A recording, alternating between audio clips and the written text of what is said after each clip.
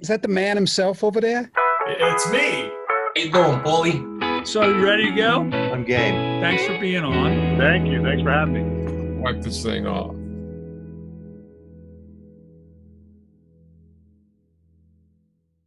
Hey, Alex, thanks for joining us. Is everybody on your side okay? Yeah, we're great. We're great. This is 7 weeks, this Saturday actually, that we've been isolating. We went through a couple weeks of the quarantine when we came back from Florida in March. We went for the March break, and that was just starting then. We came back to Toronto on the 14th. So yeah, we've been coping well. In fact, there's a lot about it. I mean, it's a horrible thing, of course, but there's a lot of good that's come out of it too. I agree. You're going to get two stories out of me you've never heard from me. Do you know that I used to drive my kids to Richmond Hill and Kitchener and Hamilton and all that because I had relatives up there and drove up there constantly?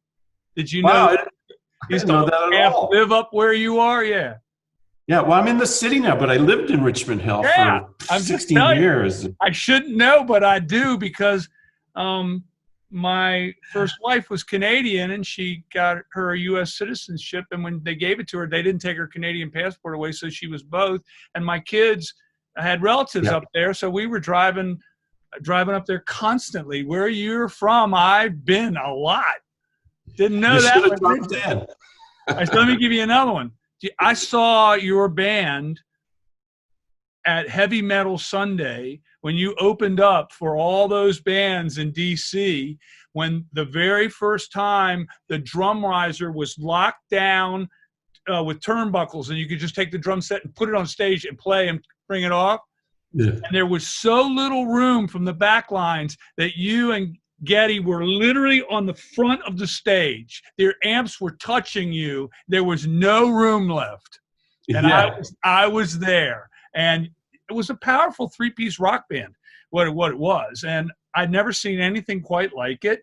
And God, so many bands played that day, whether it be Blue Oyster Cult or Mountain or God knows how many other bands played that day. And I saw you guys as a young band, and it was a big beginning, but I had never seen a drum set that could be put on the stage in 10 seconds and locked all the mics in like that.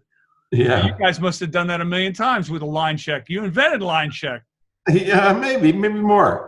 Maybe more than a million. All right. So I got questions for you. You ready? Yep. So do you have a hobby? What do you do other than play music? I play a lot of golf. I really enjoy golf a lot. I'm like a typical golfer. You become completely addicted to it and you absolutely fall in love with it and you can't stop thinking about it and you hate it and love it at the same time. So that's kind of my biggest hobby now. Yeah. I did a lot of flying when I was younger, scuba diving, painting, cooking. I still cook a lot. In fact, over these last 6 weeks or so, my wife and I have been cooking up a storm. We're trying to order some stuff in now just to support the local restaurant scene.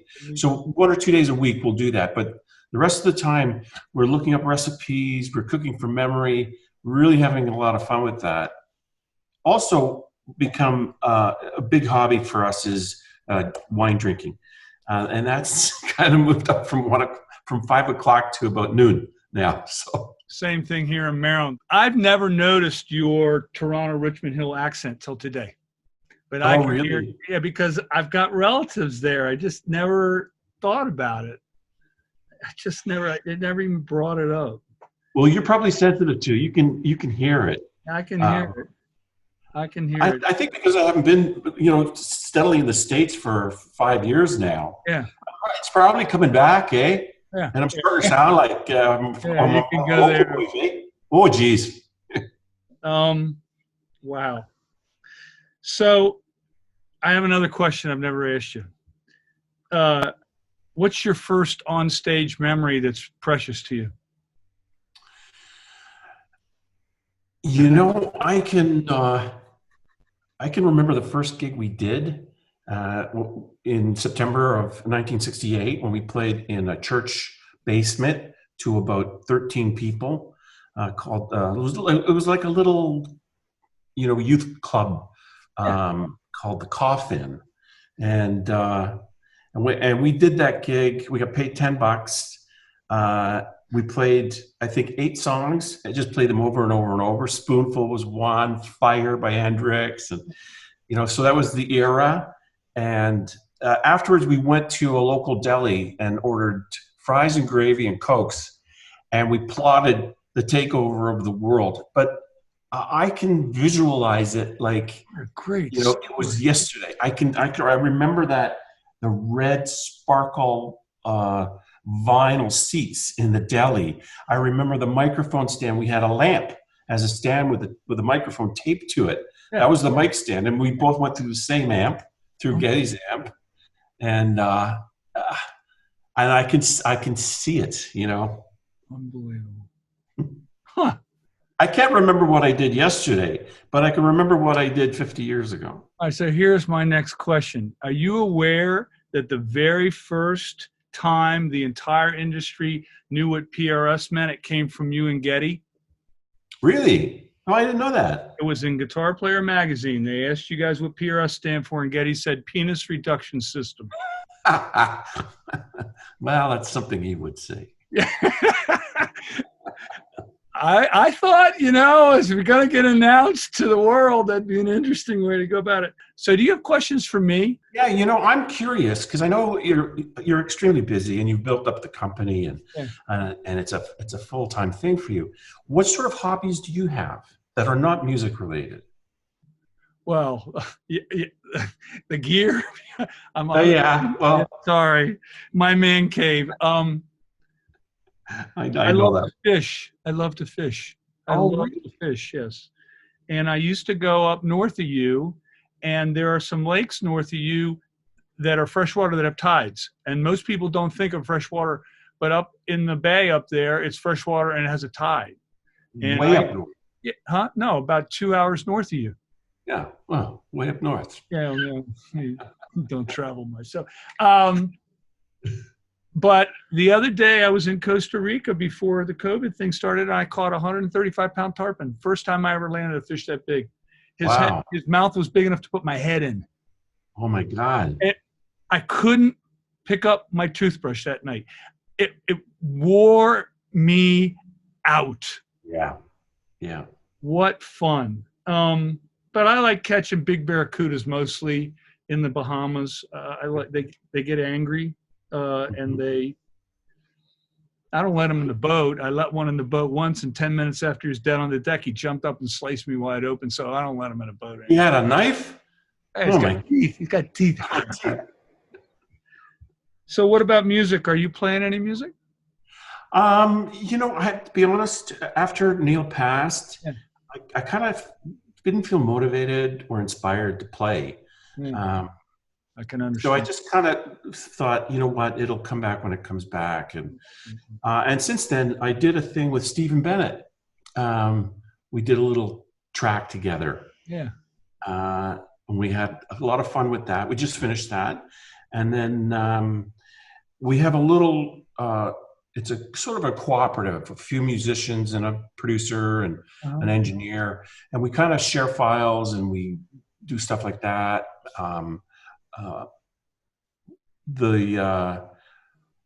The idea is to start writing material that maybe might get placement in some film work, and it's really been a fun kind of way to work because it goes around to everybody. They do their thing, it comes back to you, you do your thing, and it gradually builds, and it's really quite enjoyable. So I just added some tracks to a particular song that we were working on, and then now that's inspired a couple of other things. So I have been doing some recording. I'm pushing myself to do a little bit of playing more every day if I can. So it's coming. Do you have another question for me? Are you interested in cars? Very. Okay. Tell me about your cars. My father wouldn't let me have a go-kart when I was a kid. Yeah. So I got a mini bike against his will. and terrorized Bowie on a mini bike. I used to sneak out of the house onto the roof, down onto the mini bike, walk it up the hill, and take off for till 4 in the morning every day for years. But I never got my go-kart. So finally, I got enough money. Finally, 1 year after about 10 years of PRS, I made enough money to buy a car. So I got a big go-kart. I got a Lingerfelter motored Vet. Oh, really? Yeah, I got a Vet. I got a boom, boom, boom, boom, boom, boom, boom, boom, over-cammed monster. And I loved it. I would drive in the slow lane, slower than everybody else. Never got pulled over. Oh, my God, but I could get up to that speed faster than anybody else. So one day I'm driving down the road, and this guy pulls up next to me to race me. And I look over and I go, what an ass. And we're going up the thing, he wants to race. A car comes over the hill in the 2-lane, headed at him. We're going about 65, so we're headed at each other at 130 miles an hour, and he's going down. So this car could break the tires free in any gear. I nailed it, gave him within about half a second enough room for him to pull behind me, and he pulls behind me and right by. And I laughed all the way down the road because that thing had so much power. I just left. Yeah. I want a factory 5. I want a factory 5 kit car mid-engine, but right now I'm too into these reverbs I'm buying. So well. Yeah, I'm drooling over them. I can see them in the background there. I've got a nice collection of analog stuff that I've collected over the last 40 years, but there's some beautiful things there you've got. You want to ship me some of what you've collected? Yeah, maybe. Maybe not. Yeah, I should. I could trade you guitars. Yeah, already. Alex, I don't know if you know this, but you helped start my career, and I've never really thanked you for it, so I'm thanking you right now. Thank you. That's about time. Yeah, it is. Well, I appreciate that. That's very kind of you to say that. You were the first one to use a piezo. First one to do all kinds of things. Yeah. Yeah, we had some fun installing piezos in some of those earlier guitars. I know. You were putting cabinets in boxes before anybody else was doing it. You were doing all kinds of things before everybody else. Yeah. All right. Well, I'm yours if you need me. I appreciate you being on. It sounds like your heart's healing. That's good. Yeah, we're doing great, actually. Yeah. We're waiting it out. This is what we have to do, so that's fine. I just have my fingers crossed that all these openings that are happening this week don't spike the numbers. We just don't know. Yeah. So that's a little nerve-wracking. We tend to be a little stricter here, I think, but good luck to everybody. My governor's being very strict, so we'll see how that goes. Yeah. All right. If you need anything, let me know. I'm yours. Appreciate it. Thanks, Paul. Take care, son. See you, buddy.